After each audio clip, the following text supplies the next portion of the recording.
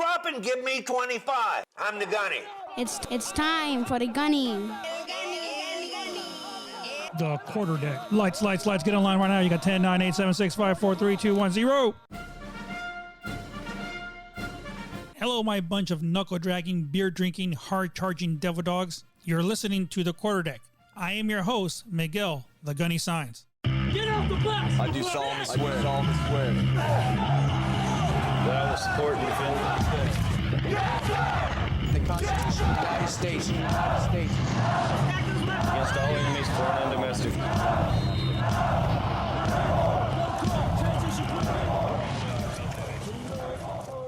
Good morning, good afternoon, and good evening, and welcome to this week's episode of The Quarter Deck. Last week, in our reading of our book, With the 1st Marine Division in 2003, No Better Friend, No Worst Enemy, we talked about how the Red Cell came in, so that the division would be able to get more information and intel regarding the actual forces in Iraq and what their plans might be when the division finally went into play. This week, we're going to talk about how they're planning everything in teaming with the 1st UK Armored Division to ensure that the mission succeeds, especially where the oil fields are going to be, so that way the Iraqis don't use that to their advantage. With our hero highlight this week, we're going to take a look at the citation of 1st Lieutenant George Ham Cannon, United States Marine Corps. The Quarter Deck. This week around the world, everybody's starting to prepare for the holiday season. Thanksgiving is long gone, and now it's time to prepare for Christmas. So from all of us here on the Quarter Deck, I want to wish everybody a Merry Christmas and hope that everybody's going to have the great opportunity to ensure that they're able to spend this holiday with their family. Also, let's not forget all those veterans and service members that are out there that may be dealing with hardships throughout this holiday season. On the 21st of December was a day in our deployment where we lost Corporal William H. Krause. This is the day that we lost him over there in Kajaki in the Helmand Province. So this time every single year, it's always a little bit more difficult to ensure that the day goes by in a normal way, because every year on that day, it's always running through my mind what happened that day when we ended up losing him. So always remember that there are service members that are out there that are dealing with these same kind of feelings and situations, and they may not have anybody to talk to.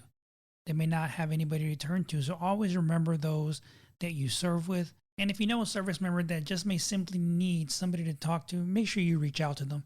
Always remember that the crisis line is there, and you're able to ensure that that individual is going to be able to get the help that they need. And during this time of season, not everybody has family to be around with.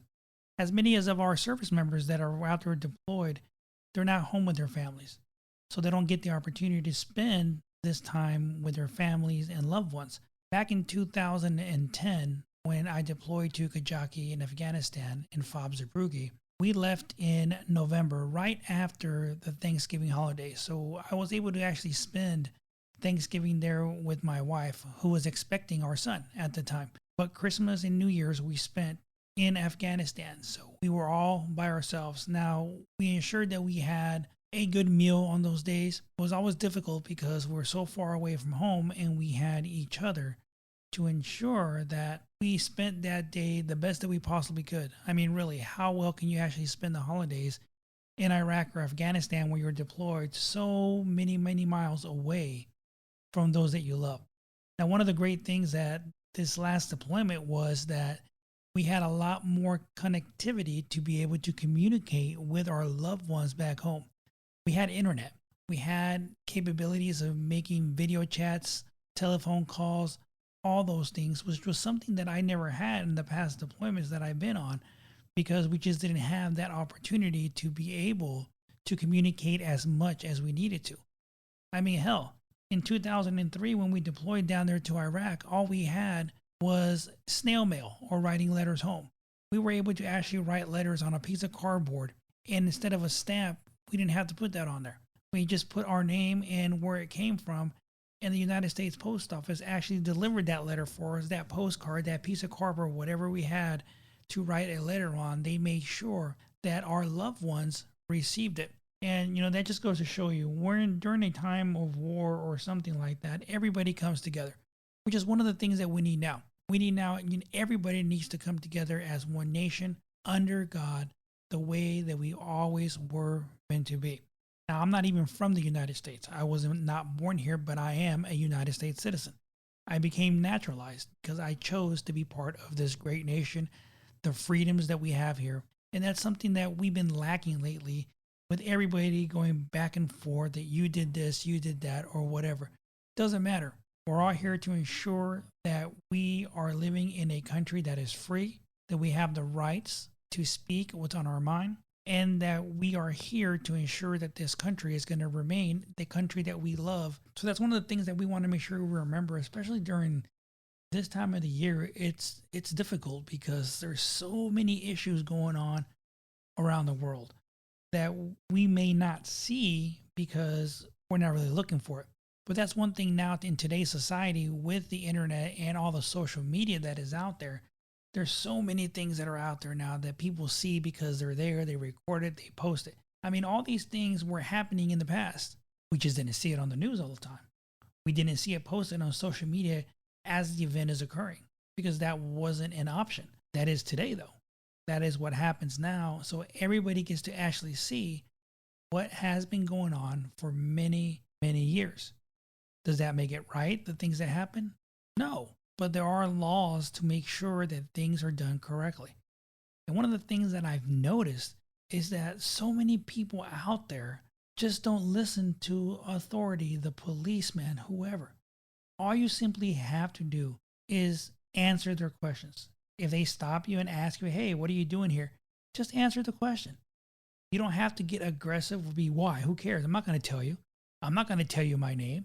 In my experience, the more cooperative you are with a policeman or whoever, the more likely they are to give you a warning and not actually give you any kind of ticket for anything that they're stopping you for, because they know that you are cooperating and actually respect the authority that has been put on them because they took the oath to protect and serve. With that being said, let me tell you guys a story. Yesterday, well, by the time I record this, it wasn't yesterday. So on Tuesday the 20th, I always tell you guys how I always take Gunny out for a walk every single day. We walk around our neighborhood. Well, yesterday, my son decided to join us, and we decided to go in the evening. I want to say it's about 1700. Oh, wait a second. 5 p.m. for all my civilian listeners. And we take off around the neighborhood. We go around the big giant loop around the neighborhood, come back in through the second entrance. And we notice that there are 2 dogs that are roaming around. So we see them. So my son said, hey, there's 2 loose dogs. I'm like, okay, well, let's go ahead and turn right here. We're not going to go around the bend like we always do. And we turned right. And before I knew it, there was 2 dogs. There was a black dog and a husky. Not sure what the black dog was, but I think it might have been like a German Shepherd. At least that's what my son says. And he was paying more attention than I was. But the dog came, ran, and grabbed Gunny by the throat. I don't know how many of you have been in any kind of situation dealing like that, especially everybody being in the military or all the Marines that are listening to me. You've been put in a situation like that. And your reactions right away are either flight or fight. That's the reaction that you're going to have. Well, I try to get Gunny, away, but the dog grabbed him by the throat. No matter what I did, what I kicked him, whatever, he wouldn't let go. My son was behind me, so I had to push him out of the way because I didn't want the dog to actually turn the attention away from Gunny and try to go after my son. Well, the owners did show up right away. They were there, so obviously they knew their dogs were out of their yard or whatever, however they escaped. They tried to separate him from Gunny. The dog would not let go until finally that I kicked him again. The dog let go and she yanked him. And, by then I was already losing my damn mind. I was losing my mind. And, finally I took a deep breath, stepped back and started looking over Gunny, making sure that he was okay, that nothing major was wrong with him. I did notice that he had some lacerations on his right arm, like right under the armpit area. And he had like a cut behind his neck where the dog was actually biting him. He didn't want me to touch his leg at all whatsoever. So, I kind of just let him sit there for a little while. I wanted him to relax because, as you guys know, Gunny is an English bulldog, and I didn't want his breathing to get so excessive that he was going to start choking or having a very, very hard time breathing. So I got the chance to look him all over, and I noticed those things. And the lady gave me her phone number, and all she said was, "Oh, I'm so sorry this happened. This is they just got out of our house. They escaped, and there's nothing we could do." And and I was like, "Of course, there's something you can do. You can be more responsible and actually take care of your animals, teach them the right way, socialize them, so they do not go and just attack a dog out of nowhere." Because as many of you guys know in all the stories that I've told you guys before, Gunny is not an aggressive dog at all whatsoever. He is simply a go-lucky, happy dog that enjoys the company of other dogs, very playful. And this damn thing just came out of nowhere and simply just attacked him. So once I checked him over and I looked him over and everything, I told the lady, "Okay, I have your contact information. I'm going to take him home. And then I'm going to be able to actually look him over properly because I cannot do it here because it's already dark." So once I got home, I took off his harness and everything. And then I started going over his neck area, his back, and his legs. I noticed that there was about 2 puncture wounds that I noticed on around the top of his neck. There was one to the side of his shoulder blade, and there was like a laceration or a giant scratch underneath his chest going down to his abdomen. So I had to take him to the veterinarian. Before I did that though, I did call animal control. They came and they did a report. They took down my information. They took down her contact information to make sure that they were able to get in contact with her as well. And then I proceeded to call the veterinarian to go ahead and set up an appointment because Gunny was going to have to go to the emergency vet. A lot more expensive, and it's money that I didn't expect to spend this time during the holidays. But I had texted her and told her, "Hey, look, this is what happened." I sent her pictures. I told her I am going to have to take him to the vet. So, I will let you know what the veterinarian says. The animal control contacted her and got her information and everything. And as soon as they did, she texted me back. She said, "Hey, have the veterinarian send the bill directly to me. I'll take care of the vet bills to get him the treatment that he needs." So then I said, "Okay, thank you. Once I get to the veterinarian, I will give him your contact information." They told me that they would call you so you can pay them either directly over the phone or you can come in and take care of the bill that way. She said, "Okay." So I took him to the veterinarian and they checked him over and they combed him completely. They checked him from head to toe to make sure there was nothing wrong with him. And sure enough, they found what I was talking about around his neck area. But it wasn't just 2. There was about 8 lacerations and puncture wounds around his neck where the dog had grabbed him. The one on his shoulder blade, that one was the deepest one. And then the laceration on his abdomen, well, it was kind of deep, but it was more of just like a scratch. It wasn't as deep as I thought that it was going to be. So it didn't require any kind of stitches or anything like that. But they did shoot him up with some good medication, so he was feeling nice and happy. By the time they brought him back to me, I could tell by his face he was straight loopy. So I don't know what kind of stuff they gave him, but I'm like, "Dang, boy, I don't know what they gave you, but how about sharing?" The veterinarian just started laughing. They gave me some antibiotics, and they also gave me some pain medicine that he needed to take every 12 hours so that way he didn't feel as bad, because he told me he's going to bruise up really bad.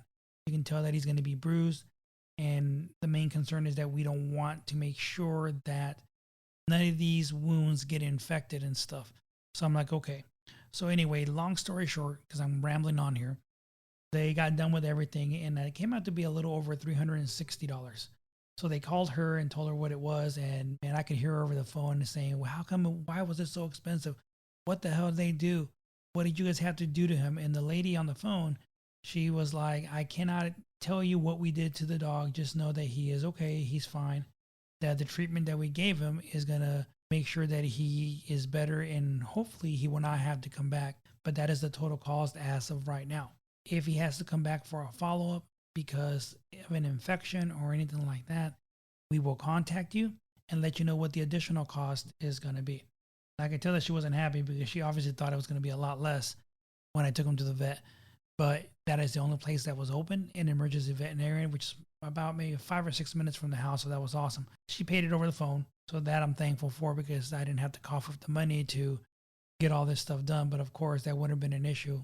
I'd do anything for that little mutt to make sure that he's okay. But now we're home. He's okay. He slept through the whole entire night. Like I said, he was straight loopy. But yeah, one thing that that I always say is that, you got to make sure that you take responsibility for all the different things that occur, especially in your property, in your home. And if you have pets, hey, teach them the right way, teach them how to be respectful and not just go and start attacking things because, yeah, it was Gunny. What if it would have been my son? Completely different story and whole different scenario that would have happened if that was the case. And I think about it and I'm like, man, the only time that I go on my walk and I don't have my gun with me, usually I carry it with me just in case something should happen or anything like that, because you never know. Things have changed in our society and things happen out of nowhere. And this time I just didn't. And luckily for that dog and that owner, because if I would have had it with me, that dog would have got shot because I felt threatened. I felt threatened for my son's life. And I wanted to make sure that that would have been taken care of, but it didn't happen that way. So they took the dog back, and I guess animal control filed a report against them regardless, even if I didn't want to press any charges. They filed a report because of their dogs being let outside without a leash or anything to make sure that they were under their control. But hey, I guess a typical day, right? But the good thing is, though, my son is okay. He was a little shooken up about what happened, but he's okay. And now we're just going to continue to watch him to make sure that he gets a full recovery and make sure that he is going to be okay. Besides that, it is getting so close to being Christmas time. During this time of the year, it is always a tradition for me to look at some of the Christmas traditions that we have in the Marine Corps and that Marines have. I want to share with you guys a poem that we take a look at every single year, especially for those Marines that are deployed. And I want to share it with you guys. The author is unknown, so I couldn't find who the author was in order to be able to share this with you. It is entitled Christmas Santa. 'Twas the night before Christmas. He lived all alone in a one-bedroom house made of plaster and stone.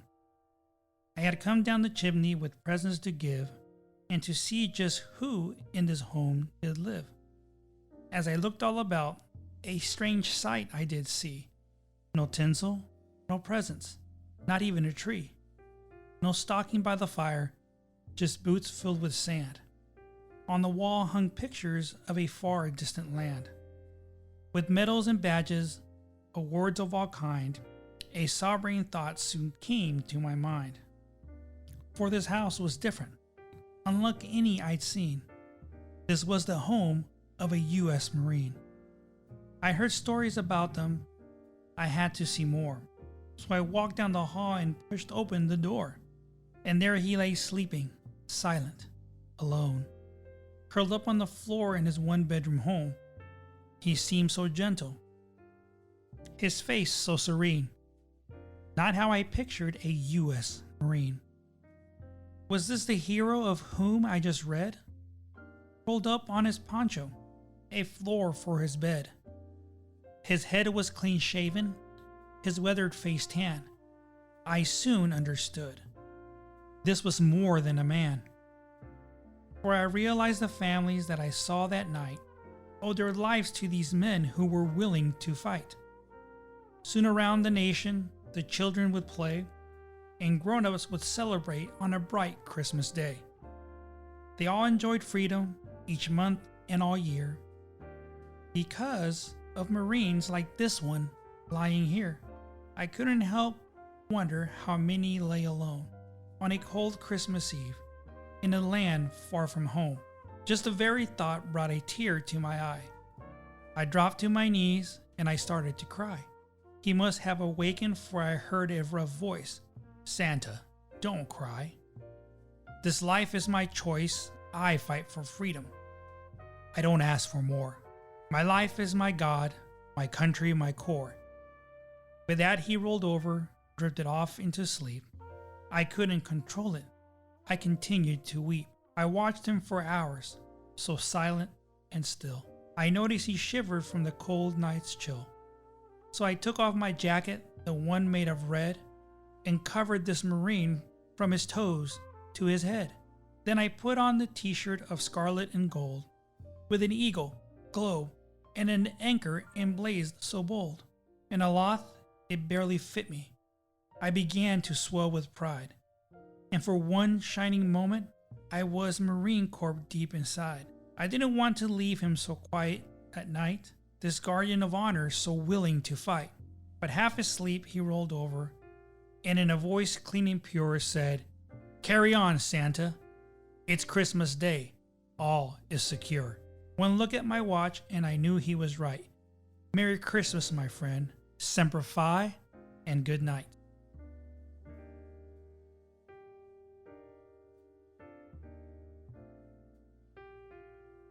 The Quarterdeck is brought to you by Miguel Science Photography. From the beginning of your family to the first birthday and beyond. Whether it's a retirement or a Marine Corps ball, Miguel Science Photography is there to make memories that will last a lifetime. Miguel Science Photography is a certified veteran-owned business. Contact them at miguelsciencephotography.com. What we're gonna do right here is go back. Way back into time.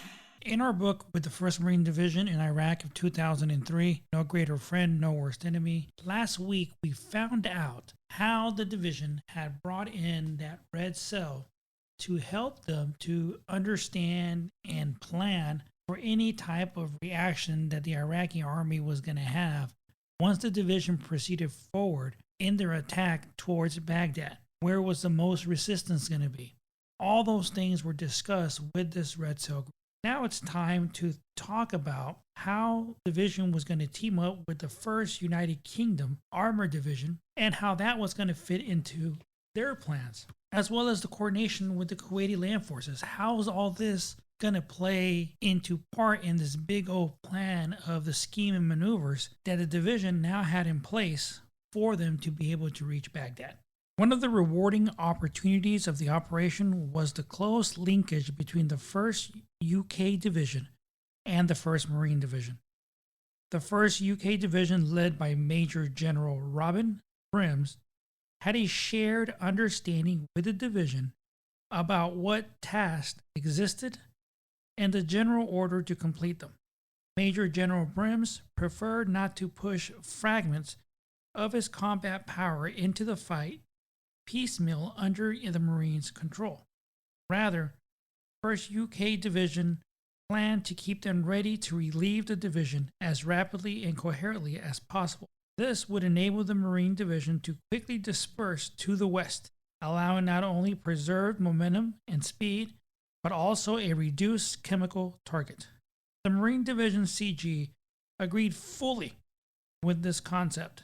The Brits sent over one of their finest officers, Major John Brookings, as a liaison to the 1st Marine Division CP. The quick-witted Major Brookings, with true Marine-like irreverence and humor, soon made himself a welcome and valued member of the division's team. At the division's regimental command post, Major Andrew Flay, United Kingdom 7th Armored Brigade, joined RCT-7.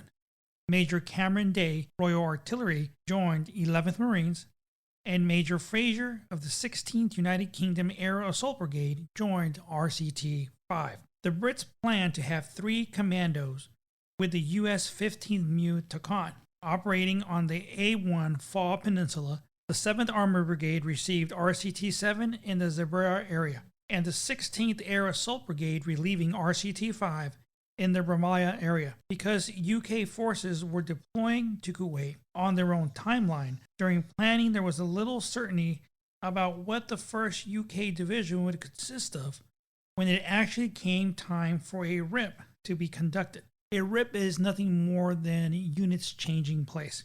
It is when a unit goes into the combat environment and they replace one another. In fact, forces would still be flowing into theater when the division crossed the line of departure. A possible problem might arise if most of the desert rats of the UK 7th Armored Brigade were not available to relieve the division on time. In this case, the Marines would have to destroy all vestiges of the 51st Mechanized Division and close off all the bridges over the Shah al-Bazarah waterway. These were tasks that the division would have otherwise handed off to the 7th Armored Brigade once the South Ramallah oilfields infrastructures were secure. As it turned out, The Desert Rats would be sufficiently close to commence the RIP on schedule within 24 hours of the Marines crossing the line of departure, even attacking in concert near Qasr and handily finishing off those elements of the 51st Mechanized Division that the division left undestroyed. Now, dealing with the Kuwaiti forces, they had to coordinate a bunch of the planning with them as well, because they were going to be helping and assisting the division in preparations to get themselves across to be able to move all the way into Baghdad.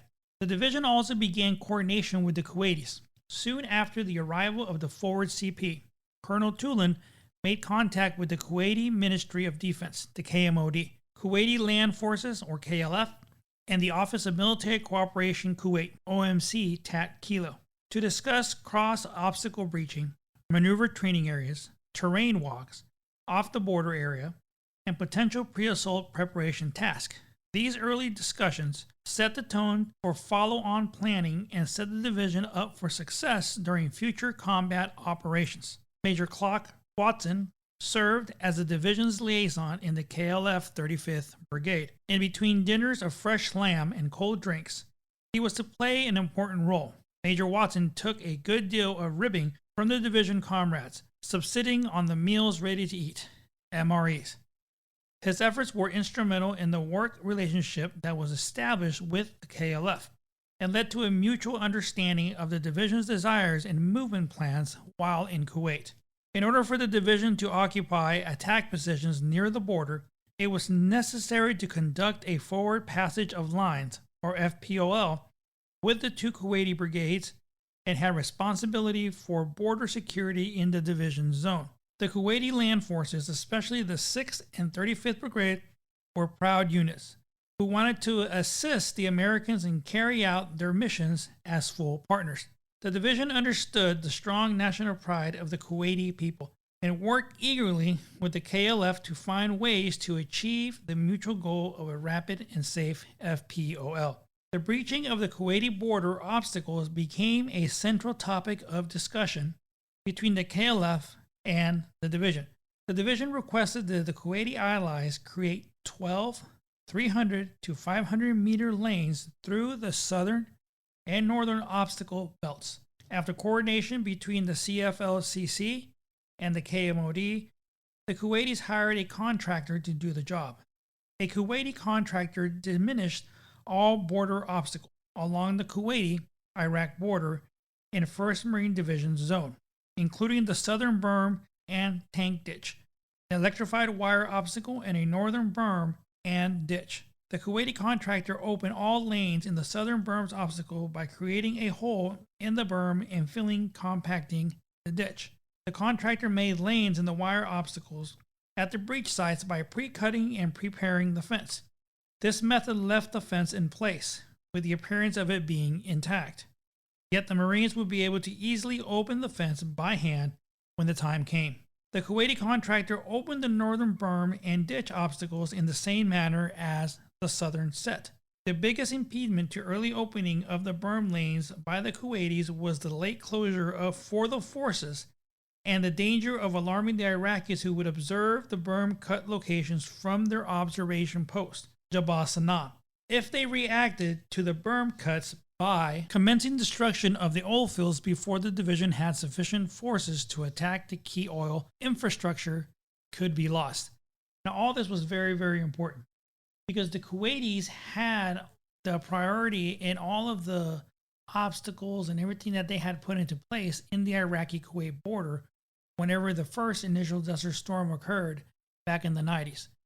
They put all that stuff in place to not allow the Iraqi army to come back into Kuwait and to try to take over the country again.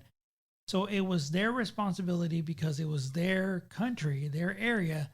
They would have to actually go ahead and clear those lanes for the 1st Marine Division in order to get into Iraq from Kuwait.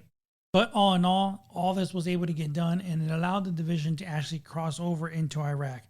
Next week, we're going to take a look at talking about Major Hassan, who was a major combat multiplier in the offense for the division to get in there into Iraq. Hero highlight. First Lieutenant George H. Cannon earned the nation's highest military award for distinguished conduct in the line of his profession extraordinary courage and disregard of his own condition. During the bombardment of Midway Island by Japanese forces on 7 December 1941, he remained at his command post despite being mortally wounded by enemy shell fire. He refused to be evacuated until his men who had been wounded by the same shell were evacuated, and he continued to direct and reorganization of his command post until forcibly removed. As a result of his utter disregard of his own condition, he later died from loss of blood. George Ham Cannon was born 5 November 1915 in Webster Groves, Missouri. He later moved to Detroit, Michigan, where he graduated from Southeastern High School. He also attended the Culver Military Academy in Culver, Indiana. Prior to entering the University of Michigan in Ann Arbor, while in attendance at the university, he was a member of the Reserve Officers Training Corps and graduated with a Bachelor's of Science degree in Mechanical Engineering in June of 1938. He was commissioned as a second lieutenant in the Engineer Reserves, U.S. Army, during his last year at the University of Michigan. He resigned, however, upon graduation to accept a commission as second lieutenant in the United States Marine Corps. Commissioned on 25 June 1938, he was ordered to duty on 5 July 1938 at the Philadelphia Navy Yard to await assignment to the next class of basic school. He began studies on 18 July that year. His first tour of duty as a United States Marine was as a sea soldier aboard the USS Boise, following the completion of his schooling 20 May 1939. He was assigned to the Post-Service Battalion at the Marine Barracks, Quantico, Virginia on 10 July 1940, and 2 weeks later entered the Base Defense Weapons course at the Marine Corps School. Ordered to the Marine Corps Base in San Diego, California in December of 1940, he joined Battery H, 2nd Defense Battalion on 16 February 1941. In March of 1941, the battery joined the 6th Defense Battalion, and in July the unit sailed for Pearl Harbor. In August 1941, he was promoted to the first lieutenant with a rank dating back from the 25th of June of 1941. On 7 September 1941, First Lieutenant Cannon reported to Midway Island as a platoon leader and member of the Battalion Coding Board. He was killed in action on the first day of World War II, 7 December 1941, during the sneak attack by Japanese forces. A destroyer was named in honor of First Lieutenant Cannon, sponsored by his mother, and launched at the Drave Corporation, Wilmington, Delaware, on 25 May 1943. In addition to the Medal of Honor, First Lieutenant Cannon was awarded the Purple Heart Medal, American Defense Service Medal with base clasps, Asiatic Pacific Campaign Medal, and the World War II Victory Medal posthumously. First Lieutenant Cannon was initially buried in Halawa Cemetery, Honolulu, Hawaii, and was later re-entered at his mother's request to the National Cemetery of the Pacific in Honolulu in 1947. The quarterdeck. What tremendous action First Lieutenant George Ham Cannon did to earn his Congressional Medal of Honor. It is always a great pleasure and an honor for me to go through all of these citations for all of these different types of awards. Now, right now, we're focusing more on just the Congressional Medal of Honor. But for any award that is given out there, but especially this one, you can find the citations everywhere for those individuals, the service members that have earned these awards. So it's always good to know where you can look at them. And I'm doing the research for all of these in the Marine Corps University website. You can find all the different types of citations on here, and that is where we get them from every single week. This week in our reading with the 1st Marine Division in Iraq of 2003, No Greater Friend, No Worse Enemy, we can see now how the division is working together with the United Kingdom, as well as the Kuwaiti forces that are helping them to ensure that the barricades, the berms, the tank pits that they have around the Iraqi-Kuwaiti border are going to be breached so that the division can actually go through there to get in there. And I can tell you guys, there was no way for me to explain the feeling that I felt when we drove through those berms in our vehicles and actually headed from Kuwait into Iraq. It's a feeling that I can't really explain. I guess if you weren't there, you really don't understand exactly how it feels, knowing that you're heading into a place and have no idea if you're going to come back. It's a unique feeling. Not a feeling of being scared, because we had the training. We knew what we needed to do. But it was more of a fear of the unknown, not knowing what was going to happen. To me, that was the most important thing, because this was the first time for about 98% of the Marine Corps that had never been in combat, never gone into any type of combat environment. There were still Marines left over from Desert Storm, Desert Shield, but not many, just a couple. So it was a big learning curve. And now we're starting to get into all of that. So more things that I can personally relate to and actually be able to explain to you guys my own personal experience with all those different kinds of situations. Next week, we're going to look at Major Hassan, a combat multiplier is how he was known. So we're going to see and learn a little bit more about him and how he played a role in all of this, as well as talking about the force protection and the atmosphere in Kuwait while the division was there. From all of us here on the quarterdeck, we want to wish everybody a Merry Christmas. Have a great time with your family and with your friends. And lastly, let's not forget all those veterans that are out there that may need someone to talk to. Or maybe it's you and you're just afraid to actually let anybody know that you need someone to talk to. Always remember that the Veterans Crisis Line is always open, 24/7. Confidential crisis support that is there for you as a veteran and their loved one. All you simply got to do is dial 988 and then press 1. As well as if you go to va.gov, you can do a chat online or text messages. If you prefer to send a text, you can send a text to 838-255. Again, that's 838-255. That is a text message to the actual Veterans Crisis Line.